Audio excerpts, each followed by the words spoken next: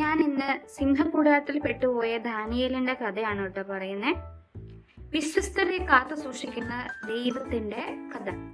Okay, Daniel ഒരു ദൈവഭക്തനായിട്ട് സത്യസന്ധനായിട്ടുള്ള ഒരു മനുഷ്യനായിരുന്നു കേട്ടോ. എല്ലാ പ്രശ്നത്തിലും ഏത് സാഹചര്യത്തിലും എല്ലാ ദിവസവും 3 പ്രാവശ്യം ദൈവത്തോട് പ്രാർത്ഥിക്കുമായിരുന്നു ദാനിയേല്. പക്ഷെ ചിലർ അവനെ അസൂയപ്പെട്ടിട്ട് അവൻ രാജാവിനോട് പറഞ്ഞിട്ട് ഒരു നിയമം വരുത്തിച്ചു. രാജാവിനെ വിട്ട് മറ്റാരെയും പ്രാർത്ഥിക്കരുത്. അങ്ങനെയെങ്കിൽ വേറെ ആരെങ്കിലും പ്രാർത്ഥിക്കുന്നുണ്ടെങ്കിൽ അവരെ സിംഹങ്ങളുടെ കൂടാരത്തിൽ കൊണ്ടുപോയി തള്ളിക്കൊടുക്കും. ദാനിയേൽ ഇത് കേട്ടിട്ടും ഭയപ്പെട്ടൊന്നുമില്ല. അവൻ പതിവ് പോലെ ദൈവത്തോട് പ്രാർത്ഥിച്ചു. അവർ ഇത് രാജാവിനോട് പറഞ്ഞു കൊടുത്തിട്ട് ദാനിയേലിനെ സിംഹകൂടാരത്തിലേക്ക് തള്ളിവിട്ടു.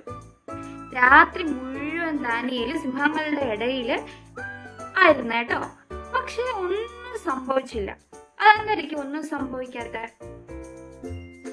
ദൈവം സിംഹങ്ങളുടെ വായ അടച്ചു വെച്ചു.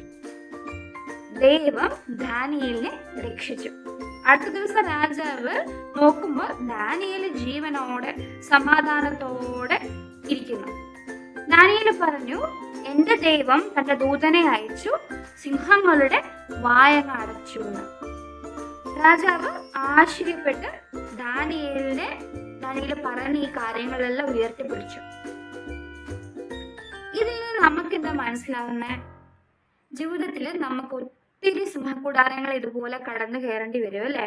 ഒത്തിരി കഠിന സാഹചര്യങ്ങള്, വീഴ്ചകള്, അസൂയുള്ള പല ആൾക്കാര്, അനീതികൾ, ഇതെല്ലാം നമ്മൾ കാണുന്നുണ്ടോ? പക്ഷെ ദാനിയേലിനെ പോലെ നമ്മൾ വിശ്വാസം നഷ്ടപ്പെടുത്താതെ ദൈവത്തിനെ ആശ്രയിച്ച് ജീവിച്ചാല് പല അത്ഭുതങ്ങളും നമുക്ക് കാണാൻ പറ്റും. ദാനിയേലിനെ പോലെ വിശ്വാസം ഒരിക്കലും നഷ്ടപ്പെടുത്തരുത് കേട്ടോ. എത്ര പ്രശ്നങ്ങൾ വലുതാണെങ്കിലും സാഹചര്യം ഭയങ്കര അപകടകരമായിട്ടുള്ളതാണെങ്കിലും എത്ര ആളുകൾ നമ്മെ ഉപേക്ഷിച്ചാലും ദൈവം നമ്മെ സംരക്ഷിക്കാൻ എപ്പോഴും നമ്മുടെ കൂടെ ഉണ്ടാവുമെന്ന് വിശ്വസിക്കുക. മറ്റാർക്കും കഴിയാത്തിടത്തോളം ദൈവം എപ്പോഴും നമ്മുടെ കൂടെ ഉണ്ട്. ദൈവത്തെ മറന്ന് എപ്പോഴെങ്കിലും പോയിട്ടുണ്ടെങ്കിൽ തിരിച്ച് വരിക. ആ സിംഹങ്ങളുടെ ദൈവം അടച്ചതുപോലെ ഈ അനീതികളും ഈ പ്രതിസന്ധികളും ഈ കഷ്ടപ്പാടും ഈ ആരും കാണാതെ നമ്മൾ കരയുന്നതും നമ്മുടെ സങ്കടങ്ങളും എല്ലാം ദൈവം അങ്ങ് മാറ്റിത്തരും കേട്ടോ.